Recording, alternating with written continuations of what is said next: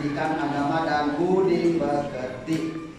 Nah, sebelum kita dimulai pelajaran hari ini, siapa KM-nya? KM siap untuk berdoa dulu, ya? Yo, KM.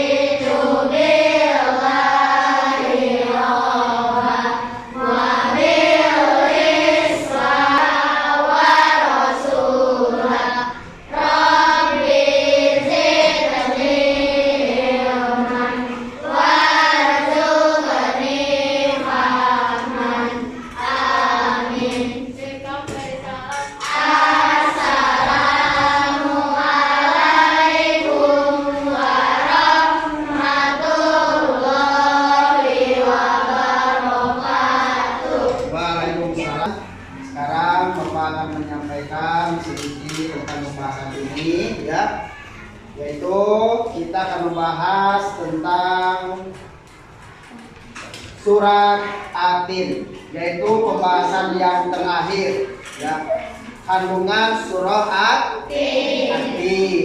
Nah, sebelum Bapak membahasnya, silakan kalian untuk literasi dulu. Kalian baca tentang makna kandungan surah Atin, kalian baca, kalian simak, ya. Setelah membaca, nanti Bapak ajak kalian untuk berdiskusi. Nanti akan didiskusikan makna kandungan surah Atin, kalian baca, kalian simak, ya. Setelah membaca, nanti Bapak ajak kalian untuk berdiskusi.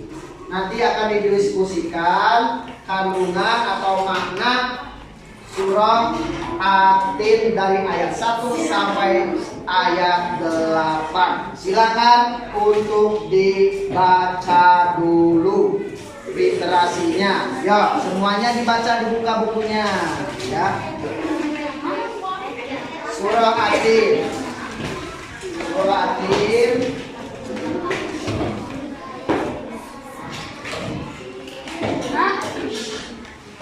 Surah Atin. Semuanya dibaca kandungannya sebelum didiskusikan.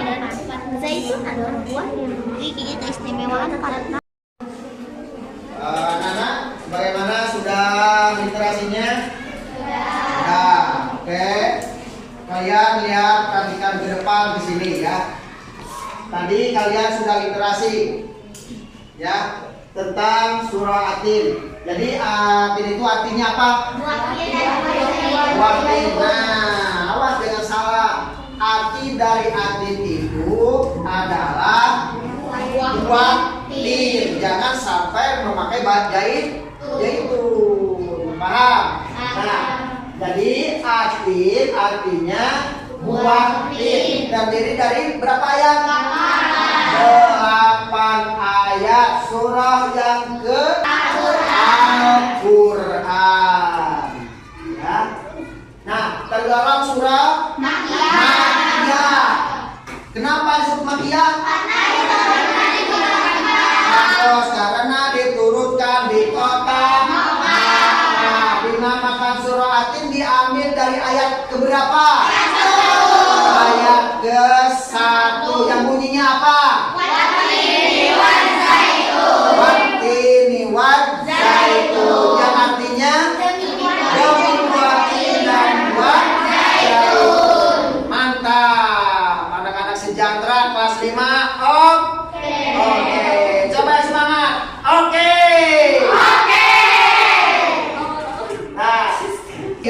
kelompok. Jadi per kelompok itu mendiskusikan.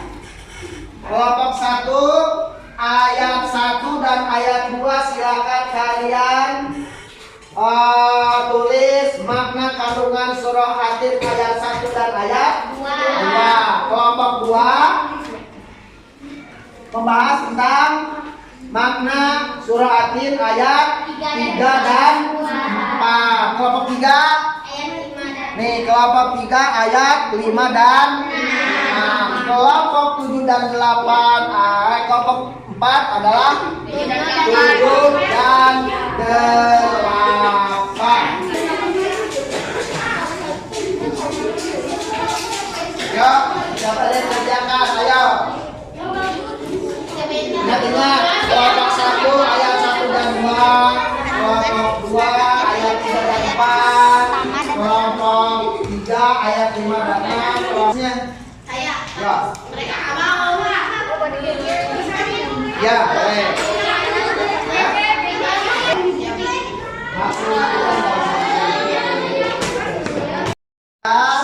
Sekarang kita akan mempresentasikan hasil diskusi kalian masing-masing, kelompok kalian masing-masing ya. Nah, yang pertama akan disampaikan oleh kelompok 1, yaitu membahas tentang kandungan surah At-Tin ayat 1 dan ayat 2. Dari kelompok 1 yang akan mewakilinya siapa? Nadia. Ayo Nadia, boleh ke depan untuk menjelaskan, menerangkan kandungan surah At-Tin ayat 1 dan ayat 2. Yo, Nadia. Kami dari kelompok 1 akan mempresentasikan tentang kandungan surat At-Tin ayat 1 dan ayat 2. Kandungan surat At-Tin ayat pertama adalah Allah bersumpah atas nama buah tin dan buah zaitun. Tin adalah buah yang enak dan lembut serta cepat dicerna. Ia menjadi obat yang banyak manfaatnya. Halus fisik, menghancurkan dahak, membersihkan ginjal, menghancurkan batu pada saluran air seni, menggemukkan badan dan dapat melembabkan rongga hati dan limpa. Zaitun adalah buah yang memiliki keistimewaan karena kandungan minyaknya yang banyak, sehingga dapat digunakan di daerah yang kurang memiliki minyak. Kandungan surat At-Tin ayat kedua, Allah bersumpah atas nama Gunung Sinai. Gunung Sinai kenapa? Karena Gunung Sinai adalah tempat Nabi Musa pertama menerima wahyu dan diangkat menjadi rasul. Dan kedua, Rasulullah pernah singgah di Gunung Sinai untuk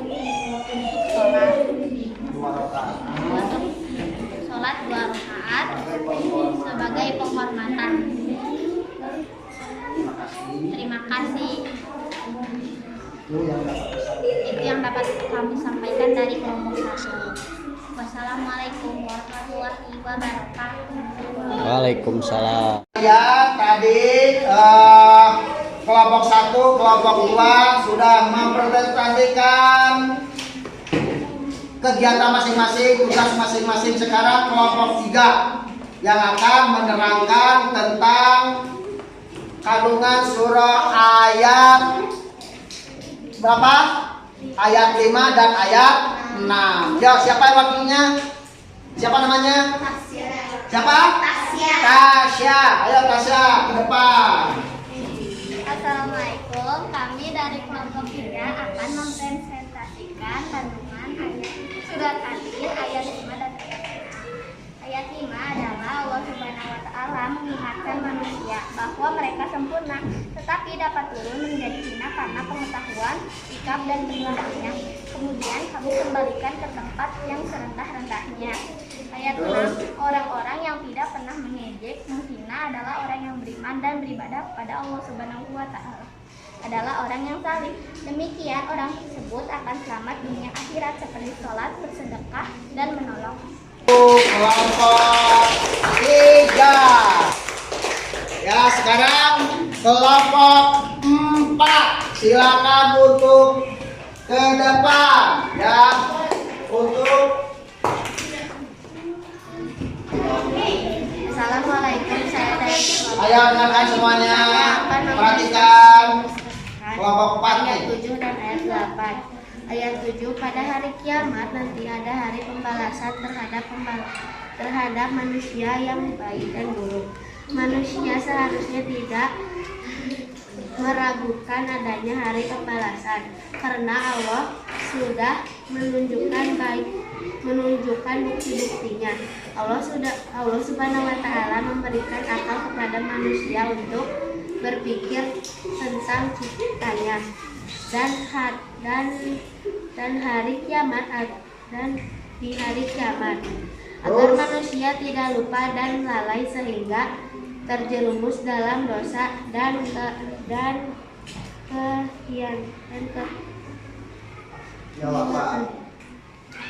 tentang hari pembalasan. Ayat ke-8, Allah Subhanahu wa taala adalah yang Maha mengetahui sebagus-bagusnya pencipta dan pengaturan segala urusan. Allah Subhanahu wa taala yang memberikan keputusan atas segala persoalan. Allah Subhanahu wa taala. Alhamdulillah kalian sudah menjelaskan, menerangkan tentang makna kandungan surah At-Tin. Jadi kesimpulannya bahwa kita tidak boleh bersumpah seenaknya. Contohnya, kalian suka ada yang bersumpah, wallahi apa? Bukan menyebutkan wallahi, tapi demi apa? Saya demi gunung, demi apa lagi? Nah, itu tidak sah. Hanya Allah lah yang berhak untuk bersumpah. Contohnya, wattini wad zaitun, demi buah tin dan buah zaitun. Dan Allah juga bersumpah atas gunung Sinai, ya.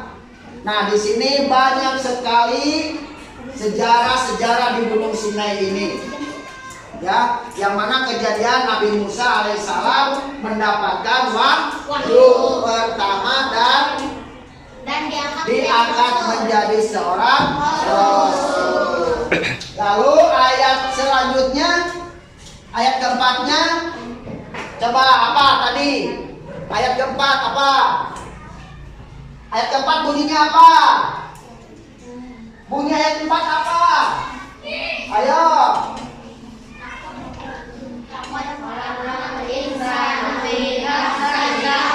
Artinya apa?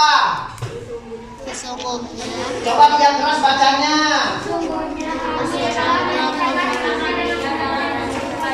Nah, Allah menciptakan manusia itu dalam keadaan sebaik-baiknya, yang sangat sempurna sekali.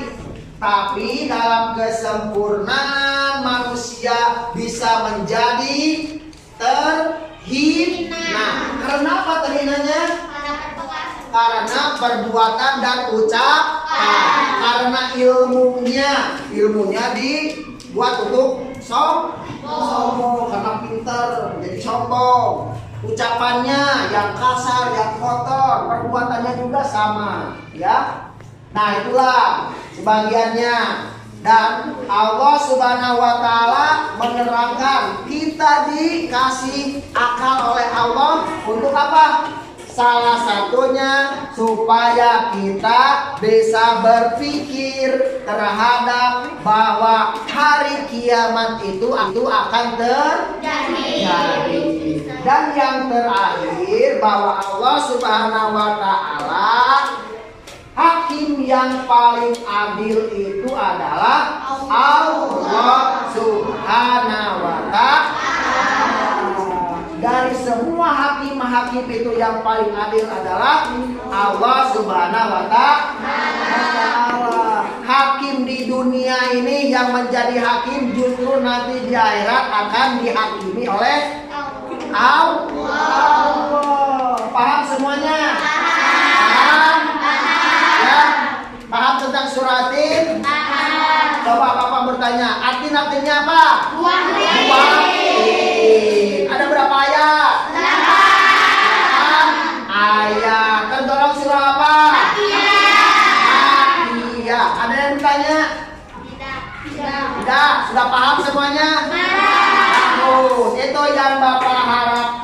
dari kalian semuanya. Paham?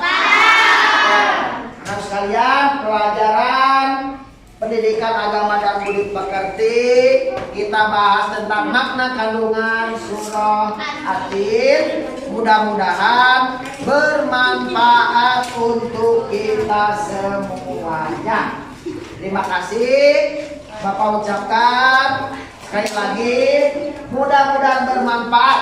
Ditutup dengan doa, Rabbana atina fid dunya hasanah wa fil akhirati